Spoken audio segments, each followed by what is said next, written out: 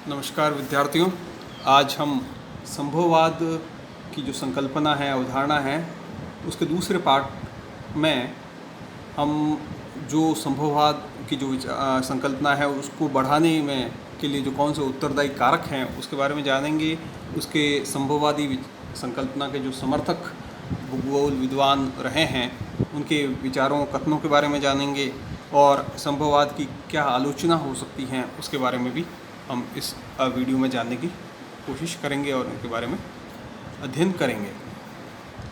संभववाद के बारे में मैं बता चुका हूँ अपने पहले वीडियो में कि संभववाद जो ऐसी संकल्पना है जो कि निश्चयवाद के विपरीत अपनी बातों को रखती हैं और उसके विरोध में खड़ी हुई थी या उसके विरोध में ये प्रतिपादित हुई थी। संभववाद जो हैं वो निश्चयवाद के विपरीत मनुष्य को एक सक्रिय भूमिका में रखती हैं।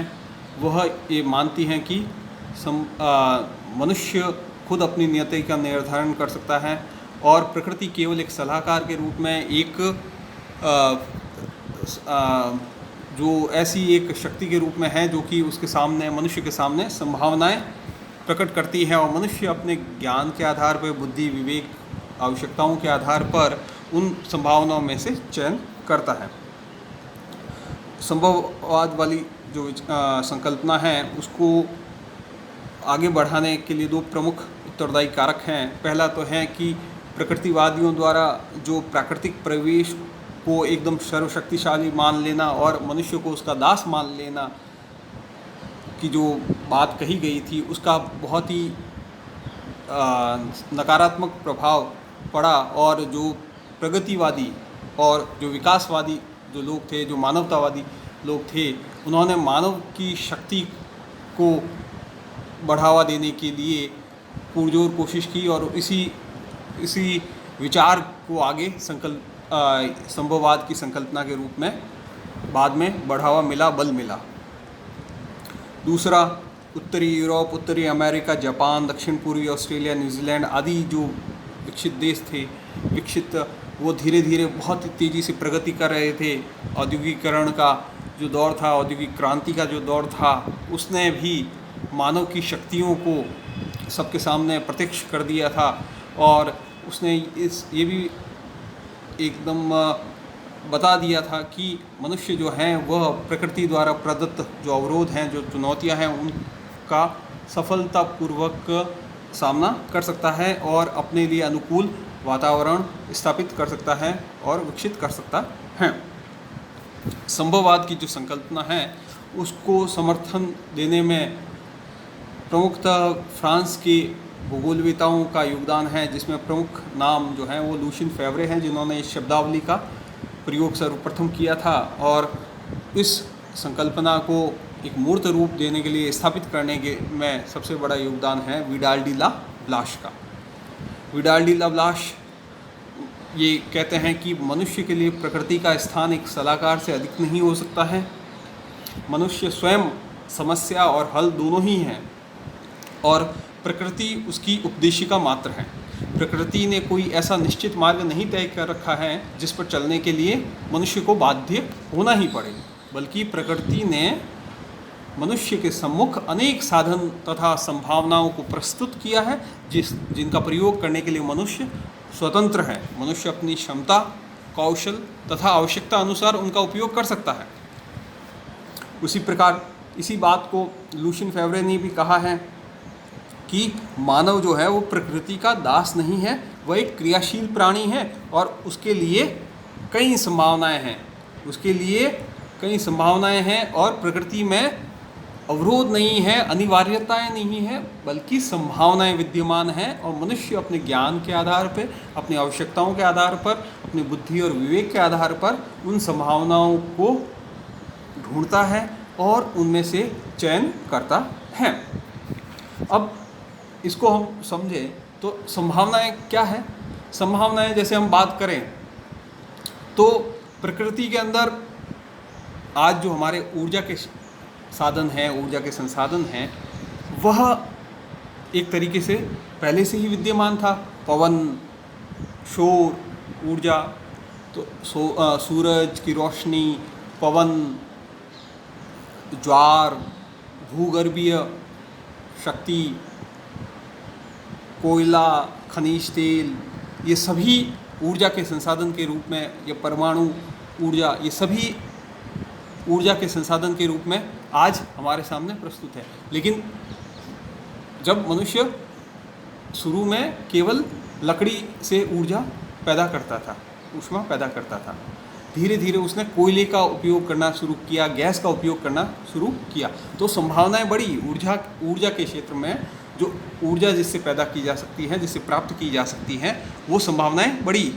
और जैसे जैसे उसने और विकास किया और विज्ञान ने का विकास हुआ और ज्ञान बढ़ा, तो वैसे वैसे ऊर्जा के जो संसाधन थे उनकी मात्राएं बढ़ी और संभावनाएं बढ़ी। तो संभावनाएं वो पहले से ही प्रकृति के अंदर स्थित थी और उसका चयन और उन संभावनाओं की संख्या वो बढ़ी जैसे जैसे मनुष्य ने अपने ज्ञान को बढ़ाया। तो इससे हम ये जान सकते हैं कि ये सभी चीज़ें प्रकृति में पहले से ही विद्यमान हैं। तो सभी जो हमारे सामने चुनौतियां हैं, चाहे वह भी एक तरीके से उनसे भी हम संभावनाएं निकाल सकते हैं, उनको भी एक अवसर के रूप में हम जान सकते हैं। जैसे कोई भी हमारे सामने विभीषिका आती है, कोई भी हमारे सामने अवरोध आते हैं, तो उसको हम अवसर में कैसे बदल दें, ये भी एक तरीके से, ये किस पे निर्भर करेगा? मनुष्य की कौशल पे, उसके ज्ञान पर, उसकी बुद्धि में, कि वह अवरोधों में भी अपने लिए अवसर ढूंढ लेता है। तो ये संभववादी जो संकल्पना है और जो इसके विचारक हैं वो ये मानते हैं कि प्रकृति में किसी प्रकार का अनिवार्यताएं नहीं है, आपके ऊपर कोई मजबूरियां नहीं है कि आपको उसी रास्ते पे चलना है जो प्रकृति दर्शा रही है। आप अपने ज्ञान के आधार पर, अपने कौशल बुद्धि के आधार पर उन संभावनाओं में से चयन कर सकते हैं और उन संभावनाओं की संख्या भी निरंतर बढ़ती चली जाएगी जैसे जैसे आपका ज्ञान बढ़ेगा। तो प्रकृति एक सलाहकार के रूप में ही है और वह आपकी नियति का निर्धारण नहीं कर सकती। जीन ब्रून्स ने कहा है कि मनुष्य एक निष्क्रिय प्राणी नहीं है, बल्कि एक क्रियाशील शक्ति है जो पर्यावरण को परिवर्तित करने में सतत प्रयत्नशील रहता है। वास्तव में मनुष्य जीवन पर्यंत क्रिया और प्रतिक्रिया में संलग्न रहता है। डिमांजिया ने कहा है कि उर्वरक मिट्टी में तब तक अच्छी खेती नहीं की जा सकती जब तक कि मनुष्य अपनी शक्ति और तकनीक का प्रयोग नहीं करता है। तो हम ये सब जानते हैं कि आज मनुष्य ने जिन जगहों पर खेती योग्य भूमि नहीं थी वहाँ पर भी खेती करना प्रारंभ कर लिया है। ऐसी जगहों पर जहाँ पर मनुष्य के लिए बसना एक सपने के रूप में था, वहाँ पर भी मनुष्य ने बसाव शुरू कर दिए हैं। आज मनुष्य चंद्रमा तक जाके आ गया है, मंगल पर जाने की अभिलाषा रखता है और वह आसानी से ब्रह्मांड के चक्कर लगाने की कोशिश कर रहा है। आज भूगर्भीय इतिहास के बारे में हम काफ़ी कुछ जान रहे हैं। हम पुराने समय, प्राचीन काल के बारे में जान सकते हैं। हम आजकल जो प्राकृतिक आपदाएं हैं उनको किस तरीके से उनका निस्तारण किया जाए, किस तरीके से उनसे बचा जा सकता है, किस तरीके से उन प्रतिकूल अवस्थाओं में भी अनुकूल वातावरण स्थापित किया जा सकता है, ये क्षमताएं हमने विकसित कर ली हैं। उसी प्रकार से आगे जो हैं ब्लाश ये कहते हैं कि प्रकृति कभी भी एक सलाहकार से अधिक नहीं है। औद्योगिक क्रांति, कृषि का अनुपयुक्त क्षेत्रों पर विस्तार, पौधों व पशुओं की नई नस्लें आदि मानव की प्रकृति पर विजय हैं। इस प्रकार मानव एक क्रियाशील साथ क्रियाशील भी हैं। और अब हम देखें तो इशा बौहमैन और कार्ल सॉवर ने भी, जो दोनों अमेरिकी विद्वान हैं, उन्होंने भी इस विचारधारा को आगे बढ़ाया और कहा कि प्राकृतिक वातावरण मानव समाज के रूप को निश्चित नहीं कर सकता, बल्कि वातावरण के भौगोलिक तत्व मानव के संपर्क में आकर परिवर्तित होते रहते हैं। कार्ल सॉवर का कहना था कि प्रकृति कुछ सीमाएं अवश्य निर्धारित करते हैं, परंतु वही मानव के लिए संभावनाएं एवं चयन की सुविधाएं हैं। तो जो अवरोध हैं, जो विपदाएं हैं, जो सीमाएं हैं, वो खुद अवसर हैं, वो खुद संभावनाएं हैं। तो प्रश्न में ही उत्तर छिपा हुआ है, अवरोधों में ही उन अवरोधों से निपटने के सुझाव हैं, जिसे मनुष्य अपने ज्ञान के आधार पर जान लेता है। इस प्रकार संभववादियों के अनुसार मनुष्य में इतनी शक्ति व कौशल विद्यमान है कि वह प्रकृति के नियंत्रण में नहीं रह सकता, क्योंकि वह प्रकृति को अपनी आवश्यकता के अनुरूप मोड़ लेने या परिवर्तित करने में समर्थ है। आज मनुष्य ने कई चीज़ें ऐसी कृत्रिम विकसित कर ली हैं जो कि कभी हमारे लिए केवल प्राकृतिक रूप से अवेलेबल थी। तो हर चीज़ में मनुष्य ने, हर क्षेत्र में मनुष्य ने परिवर्तन लाया है, उसमें अपने आवश्यकताओं के अनुरूप उसमें परिवर्तन लाया है और उन कई नई चीज़ों का आविष्कार किया है, नई जगहों को खोज निकाला है।